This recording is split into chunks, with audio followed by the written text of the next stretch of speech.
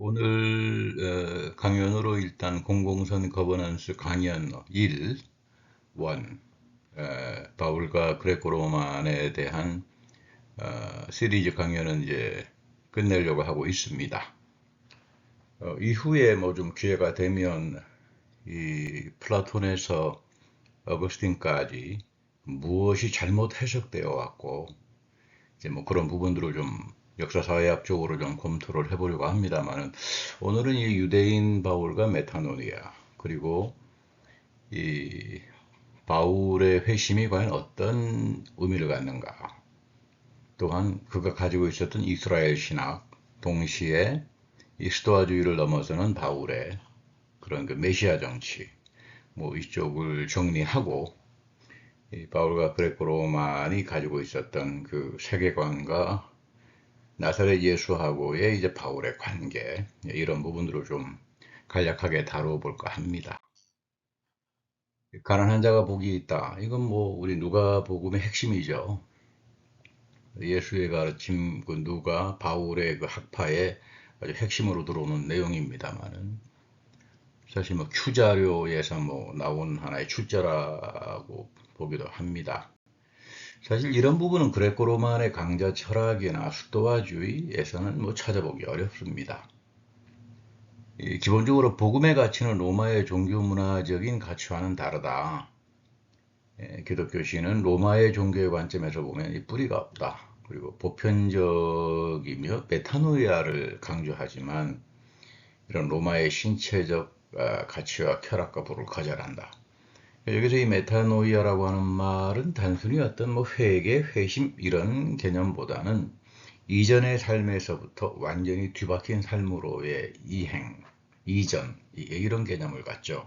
그러니까 일종의 이 새로운 삶의 양식이에요.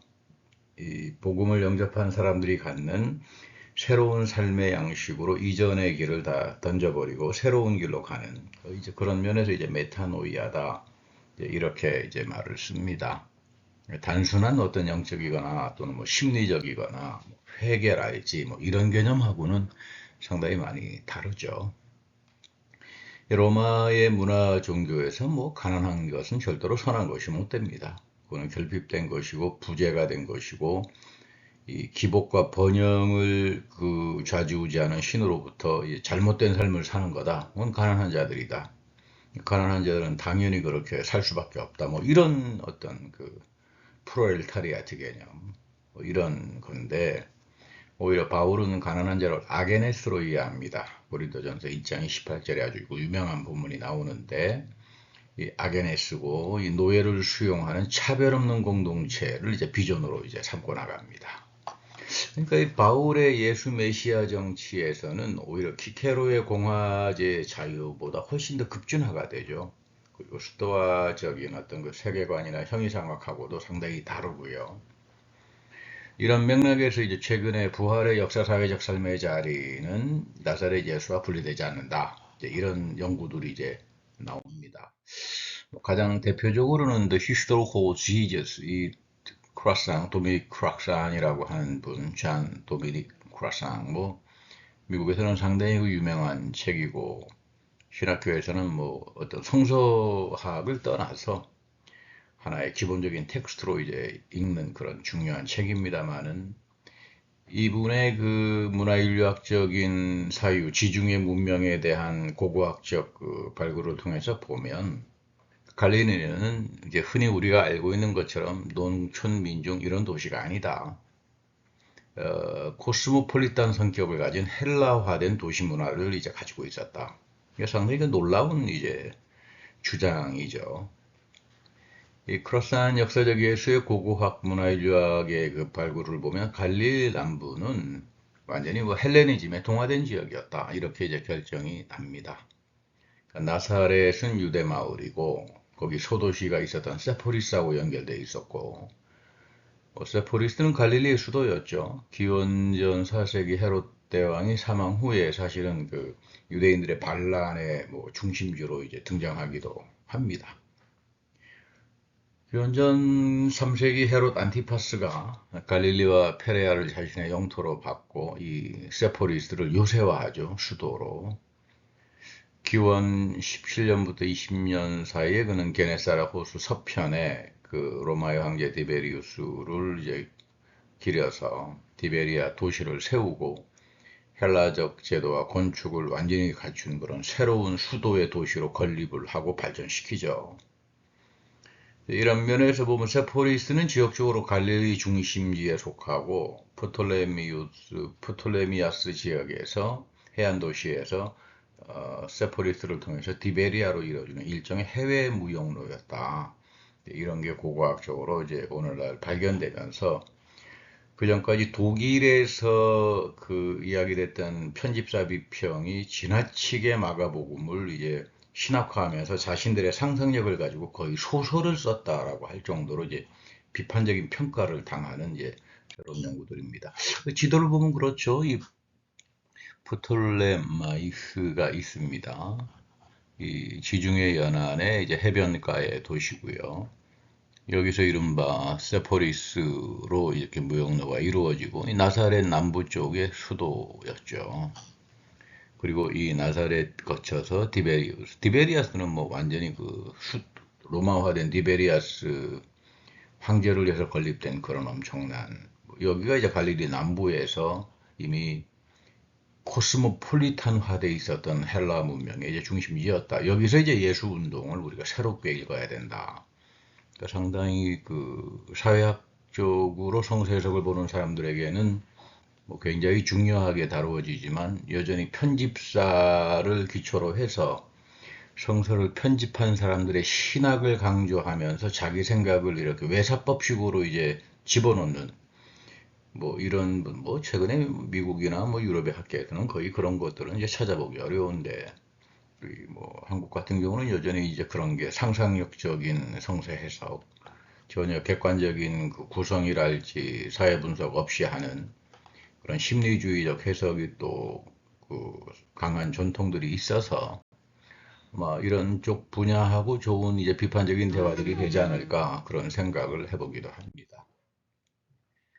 나사렛 예수는 1세기 남부 갈릴리 도시화가 돼 있었고 나사렛에 살면 헬라 문명화가 돼 있었다.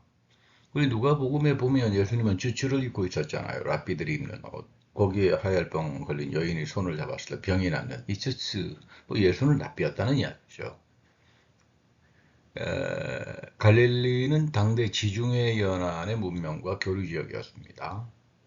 그래서 그 예수의 그 토라 교육이 오히려 바알보다 훨씬 더 탁월하다. 이 데이빗 플로서라고 하는 분은 히브리 대학의 뭐 정통파 유대인이죠.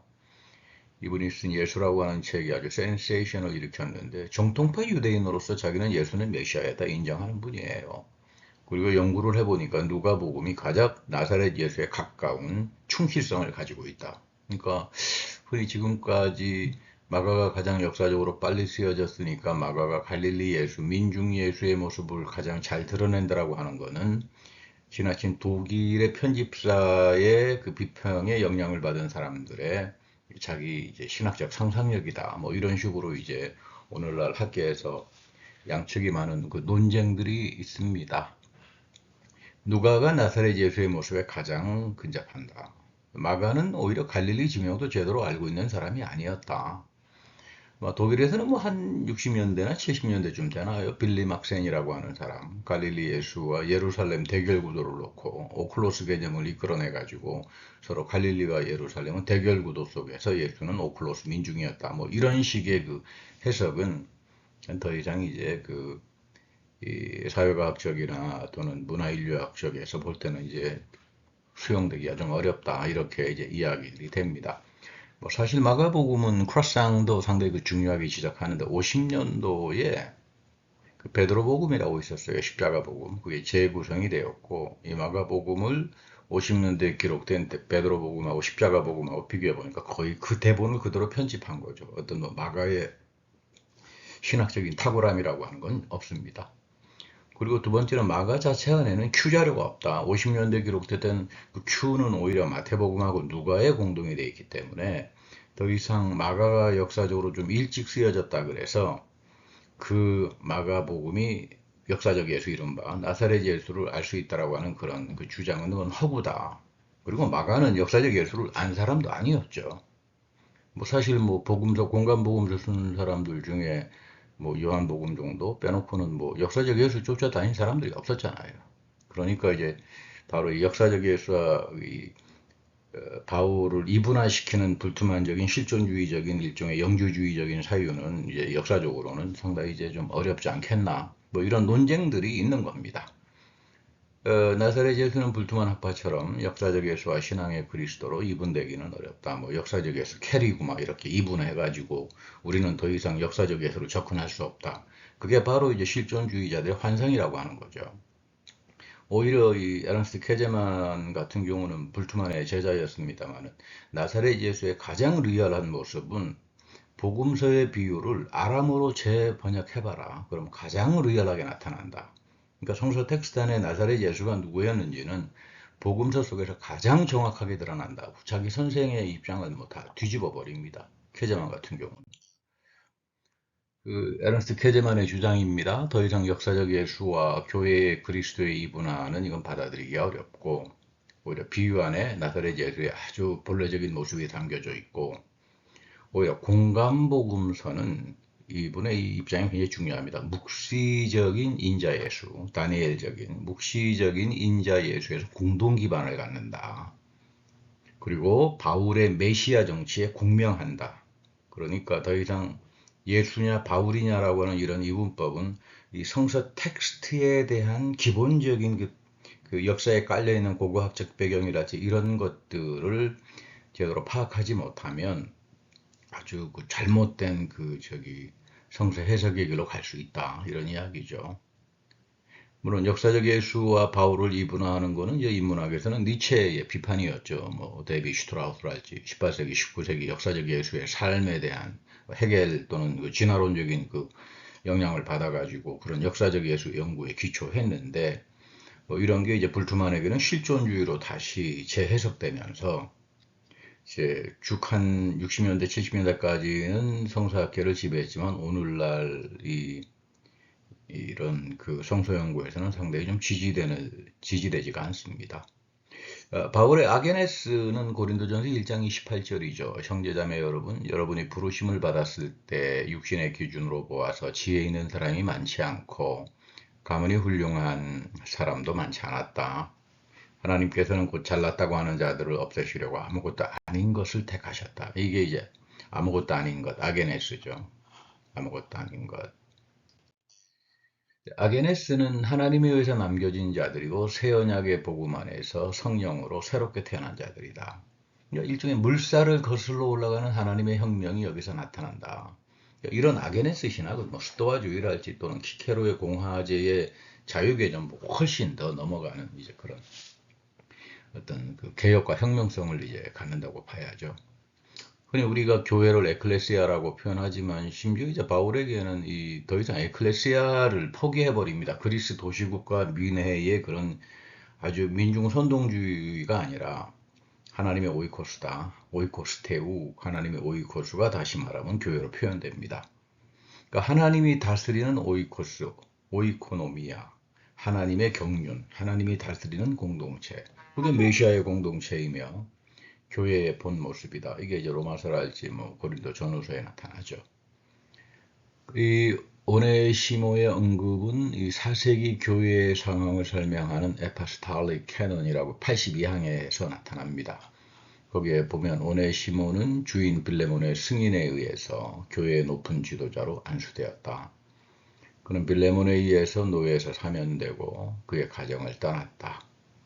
자유인으로서 오네시모는 빌레몬의 도움으로 생계를 위해 소규모의 상업에서 직업을 찾았다. 그리고 골로새 교회에서 지도자로서 교회를 섬겼다. 이게 그 사도 경전이라고 하는 거기에서 이제 오네몬이 이제 아게네스로서 그리고 바울이 그를 위해서 연대했고 동시에 빌레몬이 바울의 그 호소를 충분히 수용해줬다는 이 기독교 공동체의 전혀 새로운 모습. 이거는 뭐 로마 공화제의 민주주의나 스토아주의를 넘어서는 기독교 토라적 사유의 아주 독특함 그런 것들을 이제 보여주는 하나의 객관적인 자료로 볼 수 있을 겁니다. 우리 메리 베어드라고 하는 분 제가 앞서 언급한 적이 있습니다만은 고대 로마의 역사를 쓰고 이분은 노예와 노동자들 그리고 평민의 일상생활을 이제 고고학적으로 묘비명들을 다 찾아다니면서 라틴말로 쓰여진 묘비명들을 해명하는 그런 아주 그 독특한 접근 방법을 통해서 완전히 뭐 고대 로마 역사를 새롭게 쓰신 분이에요.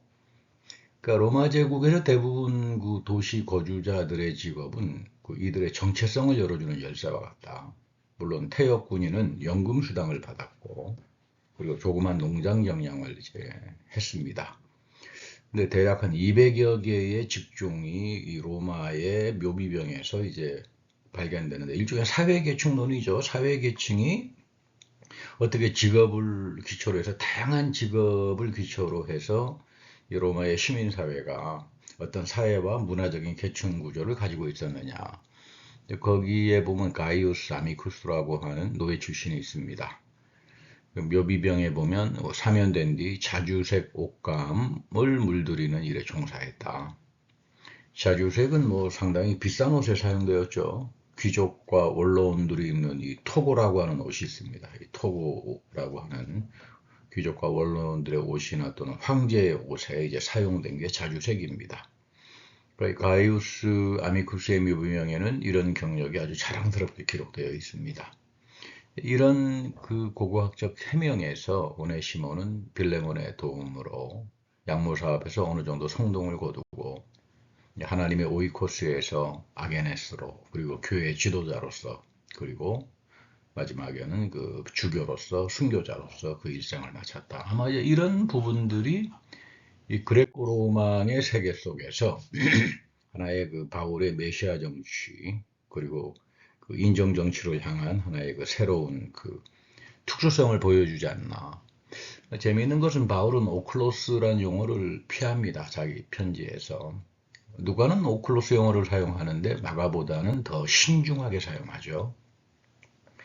그런데 뭐 이 용어는 왜 그랬을까를 봤을 때에 여전히 누가에게 오클로스 개념은 아마하레츠라고 하는 구약의 개념, 땅에서부터 이제 밀려난 자들에 대한 그런 오클로스와 암하레츠의 개념 때문에 오클로스 개념을 여전히 예수 시대에 그 중요하게 신중하게 이제 사용하긴 합니다만은 그런데 이 용어가 인문학적으로 볼 때는 기원전 2세기경에 그리스 역사학자인 폴리비우스가 아주 부정적으로 사용했어요. 오클로스 지배 정치, 오클로크라스라고 해서 그리스 아테네 도시국가가 이 일로 인해서 망했다. 병리적인 집단 군중 선동은 민주주의가 아니라 파시즘적인 관계를 갖고 나라는 망한다. 뭐 이런 그 역사적인 신뢰 때문에 그래서 이 랍비 문헌 전통에서도 오클로스는 폭도나 군중 무장대를 이제 의미합니다.